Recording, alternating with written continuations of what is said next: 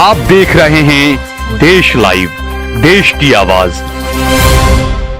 दरियापुर 51 विधानसभा से गियासुद्दीन शेख साहब जो कांग्रेस के विधायक हैं और यहां पर दोबारा अपना नामांकन दाखिल करने जा रहे हैं। और खास बात यह देखिए कि पैदल रिक्शा पर जा रहे हैं और आने से पहले महात्मा गांधी की प्रतिमा पर लोकार्पण, वहां पर माल्यार्पण भी किया है गियासुद्दीन भाई ने। गियासुद्दीन भाई, आप जो आज पैदल रिक्शा लेकर निकले हैं, आखिर क्या ये मैसेज देना चाहते हैं? मैसेज जिस तरीके से गुजरात के लोग महंगाई से परेशान हैं, पेट्रोल डीजल ने सेंचुरी पार कर ली है, गैस की बोतलों का और तमाम खाद्य पदार्थों का जिस तरह से भाव है, लोग कोरोना की महामारी के बाद आर्थिक रूप से बहुत ही बेहाल थे और उसमें जब महंगाई की मार और बेकारी की मार, ये सरकार जो बिल्कुल विफल रही है, जो हिंदू मुस्लिम की राजनीति खेलना चाहती है। हम आज जो फॉर्म भरने भी आए हैं तो हम जनता का ख्याल करते हुए जनता के प्रश्नों को वाचा देने के लिए आज मैं और मेरा शहर प्रमुख नीरव बख्शी और मेरे तमाम काउंसिलर, मेरे आगेवान, हम लोग इसीलिए आज निकले हैं कि आज भी ये मौका है कि लोगों को, सरकार को जगाया जाए और सरकार के सामने जो लोग हैं 5 दिसंबर के दिन अपना वोट डाल करके महंगाई के खिलाफ अपना वोट डालेंगे और भारतीय जनता पार्टी को हराएंगे और कांग्रेस पार्टी जो 125 से ज्यादा सीटें जीत करके गुजरात में आएगी।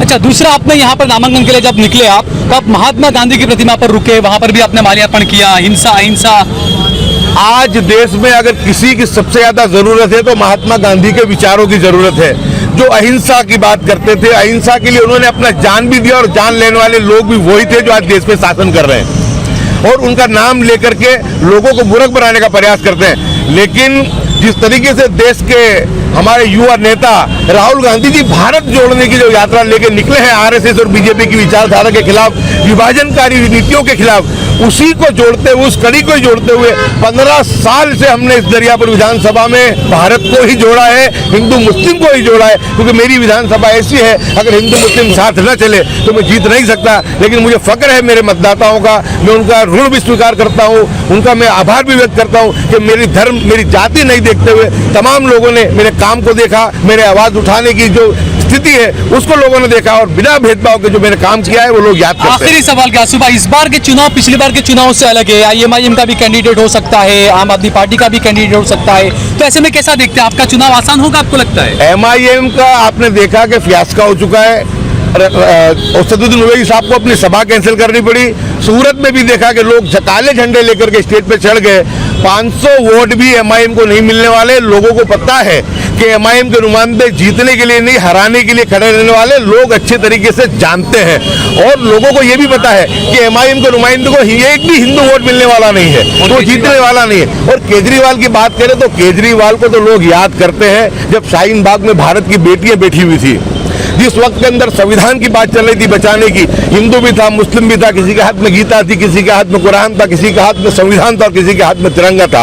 और सुप्रीम कोर्ट ने भी कहा कि भारत की बेटियों ने संविधान बचाने का काम किया है, मैं इनका जो है इनका सम्मान करता हूँ।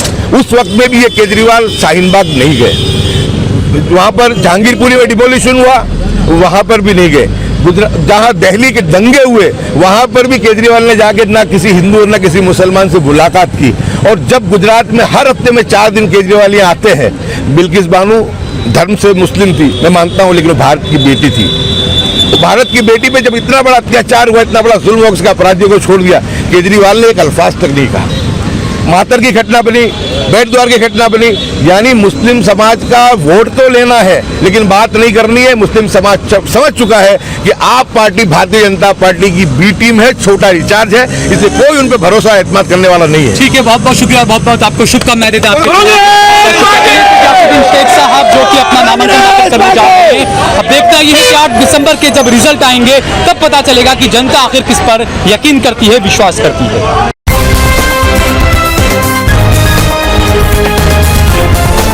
देश और दुनिया की तमाम छोटी और बड़ी खबरों के लिए हमारे चैनल को सब्सक्राइब करना न भूलें और बेल का बटन जरूर दबाएं।